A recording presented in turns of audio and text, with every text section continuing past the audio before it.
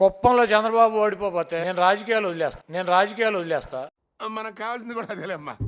చంద్రబాబు దగ్గర ఆడి బూట్లు తుడుతా, అక్కడే చంద్రబాబు కాళ్ళ దగ్గర కూర్చుని ఉంటా. A few moments later.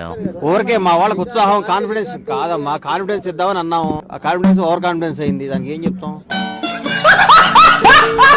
బుజ్జే ప్రేక్షకుల ముఖ చిత్రాలేంటో ఆనందానికి ఆశ్చర్యానికి మధ్య ఎలిగిపోతుంది. It's laughing time. ఎవనివరా నువ్వు? మూగోనివా? అవునక్క. అమ్మని అమ్మ వాడ్రా 420 గడి చంద్రబాబు. మేము అన్నా పిచ్చ పిచ్చ వాగుడు మాక.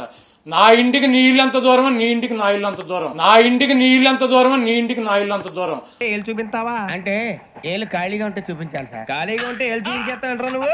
ఏళ్ళు ఇచ్చేస్తాను. నా కొడుకుని వెయ్యండి. అంబటితో పాటుగా ఆయన రెండో కూతురు మనోజ్ఞ కూడా పాల్గొన్నారు. పరమ చండాలంగా ఉంది.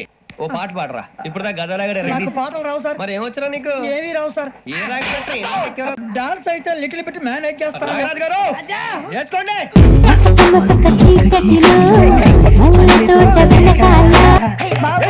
కలుసుకో నీ మనసైనది దొరుకుతుంది.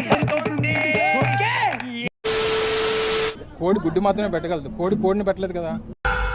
ఏంటంటున్నాడు? అబ్బే ఏమీ లేదు. సో కోడి గుడ్డు పెట్టాలి, దాన్ని హ్యాచ్ చేయాలి, మళ్ళీ దాన్ని తీసుకొని వచ్చి కోడి గంట. ఎక్కువ మాట్లాడావు అంటే గుద్దలో గుణపం దింపుతాను. నేను మార్నింగ్ ఓట్స్ తింటాను. ఓకే రోజు. ఎవరే నువ్వు? గ్రహాంతరవాసి కప్పలా ఉన్నావు. చాలా రేర్ బయట వెళ్తేనే ఎక్కడైనా ఇడ్లీ దోశ. నా మ్యాట్రే వేరు. నాకేం తెలీదు. బాగా తింటాను, తిరుగుతాను. మంచిగా తింటాం స్టార్ట్ చేసాం. ఎందుకంటే బలం ఉండాలి. తిను తింటా.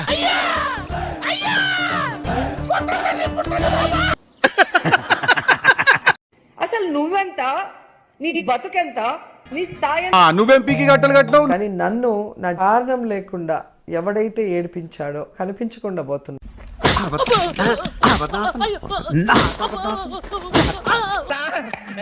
ఏం చేయడం లాట్ సార్. ఇంకా మేము వెళ్ళి నెక్స్ట్ తీసుకుంటాం సార్.